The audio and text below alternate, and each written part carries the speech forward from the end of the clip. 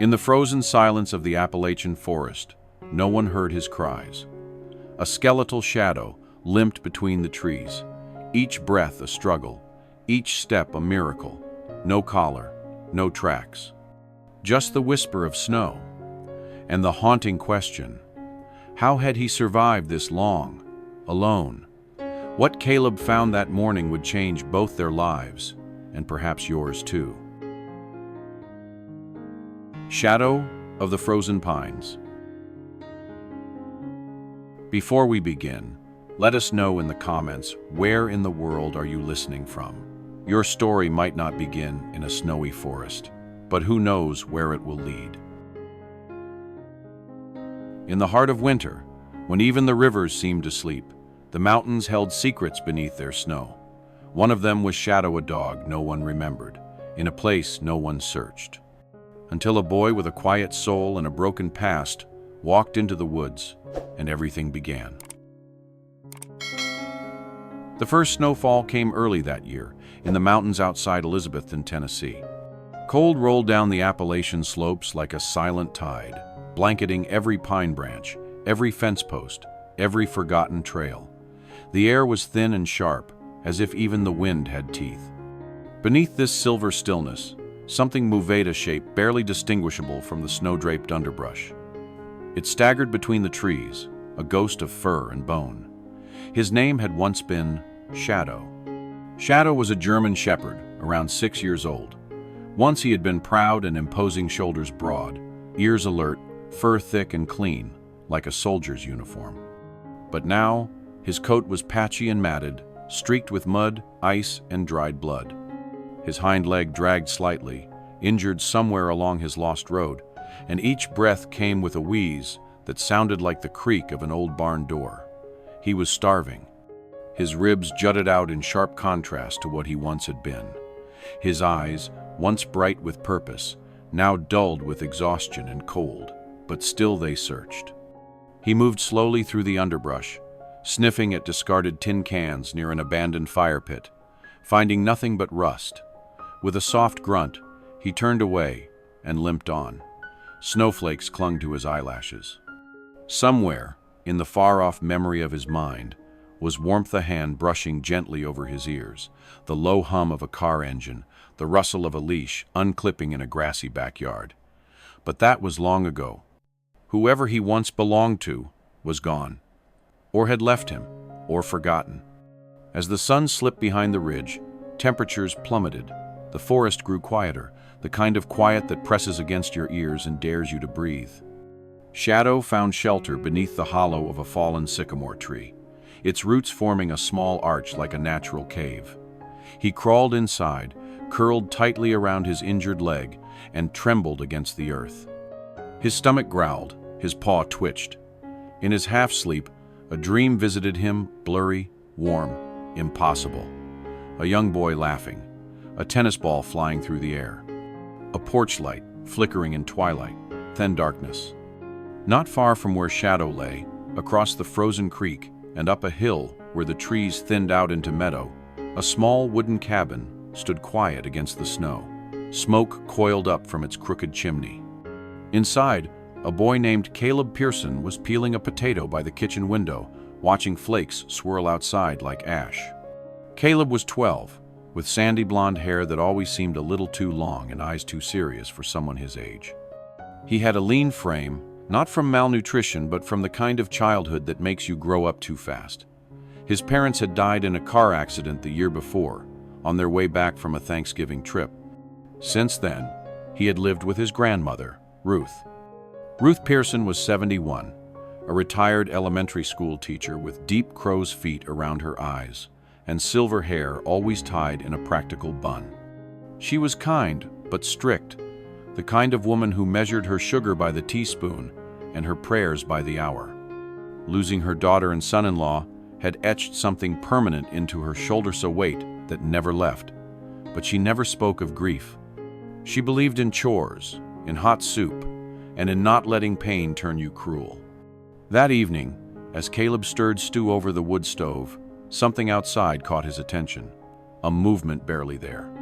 He stepped to the door, cracked it open against the cold, and squinted toward the trees. Nothing, just wind.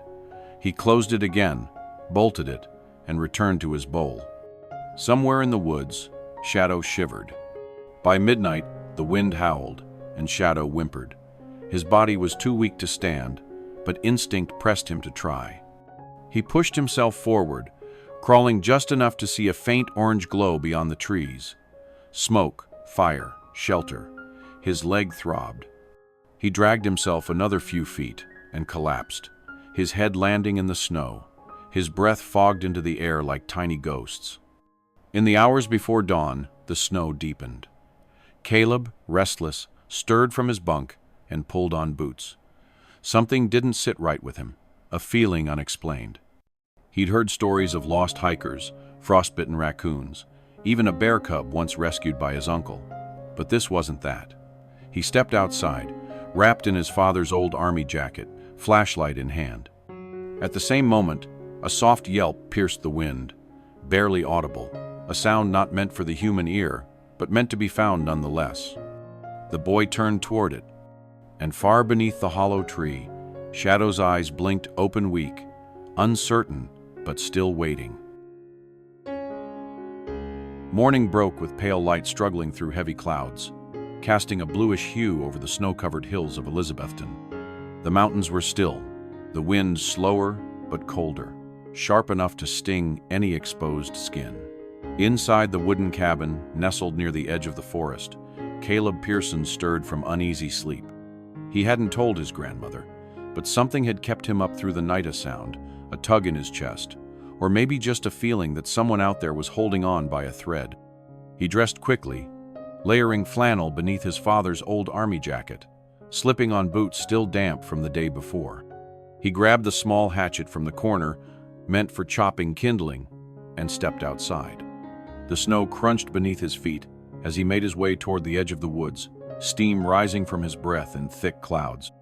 He hadn't gone far when he saw it, a thin smear of red against the white snow, barely visible in the low light. He knelt to examine a trail of blood, drying and intermittent, leading deeper into the pines. Curiosity mixed with concern. Caleb had seen injured animals before, mostly raccoons or deer that didn't survive the night. But something about this trail felt different, purposeful, struggling. Without hesitation, he began following it, his breath quickening as he moved through narrow paths between bare trees, crunching frozen leaves beneath his boots. 15 minutes into the woods, the trail grew more erratic, the blood fresher. Caleb slowed down, scanning the terrain. Then he saw him. Shadow was half buried in a shallow drift beneath a fallen branch, his fur crusted with snow, his chest barely rising. One paw was bent awkwardly beneath his body. His head lifted weakly when Caleb approached, ears twitching, eyes glazed and untrusting. Caleb froze. He had never seen a dog in such condition. Shadow looked more like a ghost than a living thing, thin as wire, ribs stark beneath patchy fur, a haunted look in eyes too tired to fear. But what struck Caleb most wasn't the state of the animal, it was the expression. There was something behind those dull amber eyes that whispered, "I'm still here." For a moment, Caleb hesitated. He'd heard his grandmother's warnings: wild animals, stray dogs, they could be dangerous. But then he noticed the faint tremble in Shadow's legs as he tried to lift himself and failed. Caleb looked around, took off his jacket, and slowly approached. "It's okay," he whispered, voice barely audible over the wind. "I'm not gonna hurt you." Shadow didn't flinch as Caleb knelt beside him, placing the jacket over the trembling body. He winced at the heat leaching from the dog's skin, so cold it was nearly lifeless. From his coat pocket, he pulled out half a peanut butter sandwich torn from breakfast. He offered it. Shadow sniffed weakly, then licked it once before taking it in his teeth. A fragile trust had begun. Caleb ran his hand gently over Shadow's head, brushing away the snow and ice stuck to his ears. "I don't know what happened to you," he murmured, "but I think I get it. I lost everything too." There, in the silence of the forest, boy and dog sat, two souls bruised by different storms, yet somehow alike, Caleb reached for the small sled he used to haul firewood. It sat not far off, beneath a tree. He dragged it over and used every bit of strength he had to lift Shadow's limp frame onto the wooden slats. Shadow didn't resist. Maybe he didn't have the energy. Maybe he knew this boy meant something different. As they began the slow journey back, the wind picked up, howling like old ghosts through the trees. Caleb pulled the sled behind him, stopping every few yards to check if the dog was still breathing. Each rise and fall of the chest was a victory. Back at the cabin, Ruth Pearson was pouring coffee into a blue enamel mug when she heard the front door creak open. She turned sharply, expecting to see her grandson with Wood in his arms, but instead saw him dragging in a sled, a lump of fur atop it. Ruth stood 5'7", broad-shouldered and upright despite her age. Her eyes, usually firm, softened with confusion and then concern as she stepped closer. "What on earth?" she began, kneeling beside the sled. "He was out in the woods, barely moving," Caleb said quickly. "I couldn't leave him, Grandma. He's hurt. Bad." Ruth pressed a hand to the dog's side. Cold, too cold. She hesitated, but only for a breath. "Bring him in. Quickly. Get blankets. And that old hot water bottle from the top shelf." Together, they moved Shadow to the hearth, layered him in blankets, and set warm compresses around his paws. Ruth examined the injured leg, noting a deep gash. It wasn't new, but it hadn't healed. Infection hadn't fully set in, but it was dangerously close. As they worked, Caleb stayed close, talking softly, telling Shadow things he hadn't told Enya, not even Ruth. About the crash, about how he used to dream his parents were still alive, about how the house still felt too big and too quiet. Shadow didn't respond, not with words. But as dusk fell and the fire cracked louder, he shifted, his head nudging against Caleb's arm, just once. And that was enough. The cabin smelled of cedar wood, ash, and boiled potatoes. Outside, snow piled higher along the eaves, muting the world in a blanket of silence. But inside, life was stirring back to something fragile and real. Shadow lay near the fireplace, still bundled in 2 layers of blankets, with a makeshift pillow beneath his head, Caleb's old jacket. The heat from the hearth licked the edge of the rug, casting flickers of orange against the log walls. Caleb crouched beside him, brow furrowed with concern. He had barely left Shadow's side since the rescue. A small notebook sat in his lapdog first aid instructions copied from the library books Ruth had stored from her teaching days. Every note was written in sharp pencil, underlined twice. Caleb's fingers were smudged with graphite and dried blood not his own. Shadow hadn't moved much since the night before. His breathing was steadier, but shallow. The food Ruth had spooned into his mouth, chicken broth mixed with oat shad, stayed down, a good sign. But the wound on his back leg remained open, red and crusted. Infection was still a real threat. "Warm water," Ruth said behind them, setting a chipped ceramic bowl beside Caleb. She stood tall and square in her faded green cardigan, her sleeves rolled up. Her mouth was a firm line, but her eyes carried that soft, rare light that only appeared when she let herself remember what it felt like to care without fearing the cost. "I'll clean it," Caleb said quietly. Ruth handed him a clean rag, nodded once, and stepped back. "Don't rub, dab, and don't flinch. Animals feel it." "Yes, ma'am." It took nearly an hour to clean the wound properly. Shadow whimpered once when the warm cloth touched raw skin, but didn't resist. He kept his eyes locked on Caleb the whole time, watchful, unsure, but no longer afraid. Later, as dusk settled into the cabin, Caleb returned from the kitchen with a bowl of thin porridge and crouched beside Shadow again. The dog tried to lift his head, his tongue flicked out slowly. Caleb smiled, lifting a spoon and holding it steady. "Small bites," he whispered. "We've got time." They fed like that for 20 minutes, in silence broken only by the soft crackle of the fire. Then Caleb placed the bowl aside and stretched out beside Shadow, draping one arm gently across the blanket that covered the dog's body. He could feel the weak thump of a heart still fighting. Ruth stood in the hallway, watching. She didn't speak, didn't interrupt.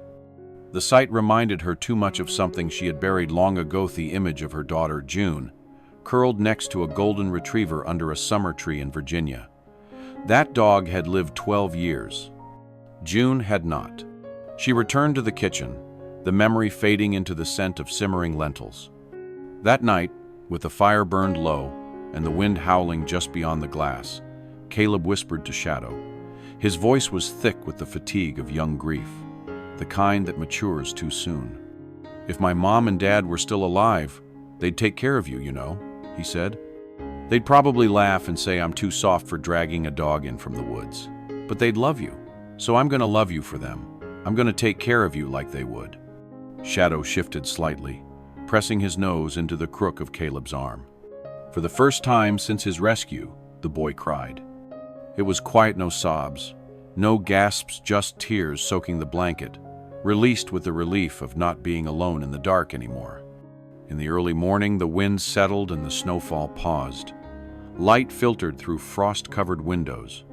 Ruth found Caleb and Shadow still curled together near the hearth, the blanket half draped over both. She didn't wake them. Instead, she made a fresh pot of tea and added an extra spoon of sugar. For once, it didn't feel like a rule had been broken. It felt like something old was being mended. Shadow woke to the smell of toast and the sound of a kettle hissing. He lifted his head, not fully, but higher than yesterday, and gave one soft, low whine. Caleb stirred beside him, rubbing sleep from his eyes. "You made it," he said. "You really made it." They didn't need more words than that. By the third week, the snow no longer seemed like a blanket of death. It felt instead like a hush, a pause granted by nature to let things heal. Shadow had changed. His once matted coat had started to shine again under Caleb's daily brushing. The gash on his hind leg, now neatly bandaged with fresh gauze, was healing cleanly. He could limp short distances, and every morning, just before sunrise, he'd let out a low bark from the front porch that barely disturbed the silence, but enough to let the world know, "I am still here." Caleb had taken to writing short entries in a spiral-bound notebook Ruth had found in an old box of school supplies. He called it the Shadow Log. Each entry included how much food Shadow had eaten, whether he'd stood or walked, and sometimes little observations like, "Licked my hand when I tripped over the kindling basket," or "Watched snow fall for 17 minutes straight." Ruth had begun to soften, too. She no longer sighed disapprovingly whenever Caleb fed Shadow bits of bacon under the table. She had even started talking, really. Talking in the quiet evenings, her knitting needles resting in her lap. "He reminds me of Ace," she said one night, staring into the fire. "Back in '65, a black Labrador. My father gave him to me before I left for nursing school in Nashville." Caleb looked up. "What happened to him?" "He stayed with my parents while I studied. When Dad passed, Ace wouldn't leave the porch for days. They said he waited there, just watching the gate, like he was guarding what was left." Her voice faltered. "Some animals remember everything, even grief." Caleb didn't know what to say, so he just nodded and reached down to stroke Shadow's ears. The dog lay between them, eyes half closed, tail twitching every time his name was spoken. By late January, the snow had hardened into thick crusts of ice. Firewood needed to be gathered more often, which meant longer treks into the surrounding woods. One morning, just before a heavy storm rolled in, Caleb set off alone with his sled and hatchet. Ruth had insisted he take the red wool scarf she kept in the cupboard and a flashlight, just in case the skies close early. He promised to be back before noon, but noon came and went. The clouds thickened quickly, dragging darkness down over the trees by early afternoon. Wind screamed through the branches, shaking loose snow from the pines. By the time Ruth noticed the firewood pile was untouched and the kettle water gone cold, dusk had fallen. She checked Caleb's boots gone, hatchet gone. She opened the door and called out, voice trembling, "Caleb?" No answer. She called again, louder this time. Only the storm replied. Shadow, lying by the fireplace, lifted his head. Something had changed in the air. Ruth turned, just as Shadow pushed himself up, limping toward the door. He barked once, low and sharp. Then again, and again. Not a warning. A call. Ruth's hands shook as she reached for the lantern. "Find him," she said. "Go, bring my boy home." Shadow bounded into the snow, his pace uneven but fast. His nose worked furiously, tracing Caleb's scent across the frozen yard, through the narrow trail leading into the woods. Snow flurries bit at his face. Wind howled, but Shadow pushed on, driven by something older than instinct, something like loyalty or love. Meanwhile, Caleb sat curled beneath a dense pine, his coat pulled tight, scarf soaked. He'd taken a wrong turn hours ago and twisted his ankle on a hidden rock. The flashlight had died. The sled had tipped and been left behind. His cheeks were numb, his breath shallow. He had tried yelling once, but the sound died instantly in the blizzard. When Shadow found him, the boy didn't believe it was real. He saw movement through the branches, then heard the unmistakable huff of breath and a familiar whine. Caleb tried to sit up but winced at the pain in his ankle. Shadow nudged his face close, licking frost from the boy's cheek. Then he lay beside him, pressing his warm body against the boy's chest. Caleb buried his fingers into Shadow's thick fur. "You came," he whispered, voice cracking. The two lay like that for what felt like forever, wrapped in snow and breath and the thrum of life refusing to yield. Shadow's body heat kept Caleb from slipping further toward hypothermia. His bark stronger now pierced the storm in short bursts, a signal flare of sound. Back at the cabin, Ruth had thrown on her heaviest coat and was trudging into the woods with the lantern high above her head. She heard it barking, faint but insistent. She followed. 20 minutes later, she found them. Her grandson, half buried in snow, curled against the old German shepherd who didn't lift his head, only his eyes. "Oh God," she whispered, falling to her knees. "Thank you." They returned as three that night, Shadow's limping more pronounced, Caleb pale and exhausted but alive, Ruth silent with both relief and guilt. Later, after Caleb had been warmed and fed and tucked under layers of quilts, Ruth sat beside Shadow, a bowl of broth in hand. She looked at the dog so battered, so loyal, and said softly, "You've earned your place in this house, soldier." Shadow closed his eyes, content. The last of the snow melted in thick rivulets down the slopes, seeping into the ground and releasing the scent of damp pine and thawing earth. Spring arrived gently in the Appalachian hills, not with sudden bloom, but with quiet, persistent green shoots sprouting through frostbitten soil, birdsong returning in cautious notes, and the sun lingering just a little longer each day. In the clearing where the Pearson cabin stood, life stirred back into rhythm. Caleb stood at the edge of the porch, with a hammer in one hand and a roughly carved plank in the other. The letters had been etched by hand over several evenings, the wood sanded smooth with a piece of old river rock. When he drove the final nail into the oak post beside the front path, the sign read, "Home of Caleb, Shadow." It wobbled slightly, but stood proud. Shadow sat nearby, watching, his thick coat catching the wind. He was no longer the specter who had limped out of the trees in silence. His fur had filled in, clean and dark, with a sheen of health. His posture, once caved and defensive, was now tall and sure. Though he still bore a slight limp on cold mornings, his energy had returned with fierce purpose. He barked at deer now, chased squirrels with lazy confidence, and circled the cabin each evening before settling at the door. He had claimed the home not as a guest, but as guardian. Life settled into a new kind of normal. Ruth had taken to knitting Shadow his own blanket, muttering about wasteful sentiment, but tucking it around him with care every night. Caleb's mornings were filled with laughter, again real laughter, the kind that echoes and lingers. They cooked together, walked the trails, and every Sunday afternoon, they sat on the porch while Ruth read aloud from her favorite book of poems. Shadow always listened, head resting on Caleb's foot. One bright morning in mid-April, A pickup truck crunched up the gravel path to the cabin. It bore a small green logo on the door. East Tennessee Canine Rescue. A woman stepped out, holding a clipboard. She introduced herself as Laura Benton, late 30s, sturdy frame. Her brown hair pulled back in a tight bun beneath a baseball cap. Her tone was professional but kind. We received an anonymous message. A dog matching the description of a lost service canine was spotted near here during the last snowstorm. Ruth, cautious but polite, nodded. He's here. His name is Shadow now. Laura looked around, then spotted the German Shepherd lying under the porch. Shadow lifted his head, eyes alert, but calm. He didn't move. He was chipped, Laura explained. Mind if we check? Caleb's stomach turned, but he nodded. Laura approached slowly, crouching a few feet away and holding out her hand. Shadow didn't retreat, but his ears went back, wary. She scanned him quickly.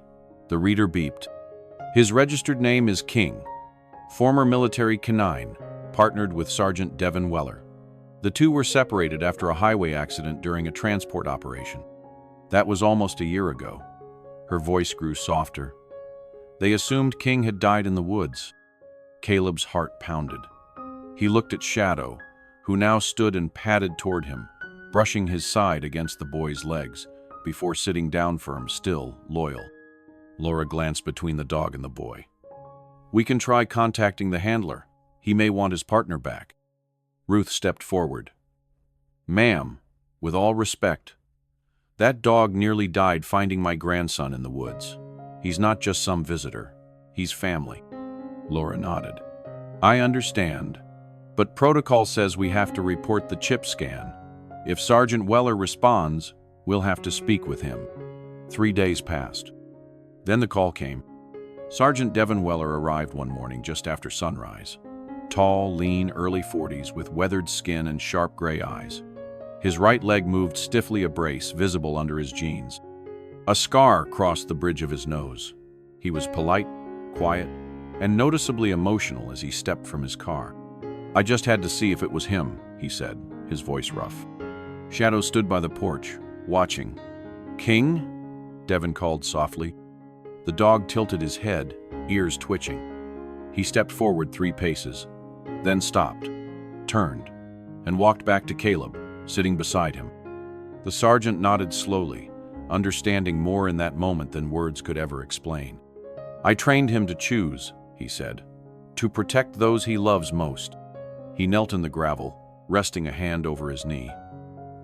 Looks like he already made that choice. Ruth, standing nearby with arms crossed over her apron, blinked back tears. Devin stood, walked over, and shook Caleb's hand. You did right by him. He was never just a weapon. He was always a soul. Laura, standing behind the truck, recorded the final decision in her notes. As the truck pulled away, Caleb looked down at the dog beside him. You're not King anymore, he said, scratching behind his ears. You're Shadow, my Shadow. And Shadow? He simply wagged his tail and stayed exactly where he belonged. Sometimes, the ones who save us aren't wearing uniforms or giving grand speeches. Sometimes, they walk on 4 legs, battered by life but unbroken in heart. Shadow reminded us that healing doesn't always come from hospital sit. Comes from connection, from being seen, from being chosen. He chose Caleb. Not because of blood or command, but because love isn't about who found you first. It's about who stays when the storms come. If this story touched your heart, share your thoughts in the comments and tell us which part moved you most. And if you believe in stories that celebrate loyalty, courage, and second chances, subscribe. And join us for more journeys where paws leave prints on souls.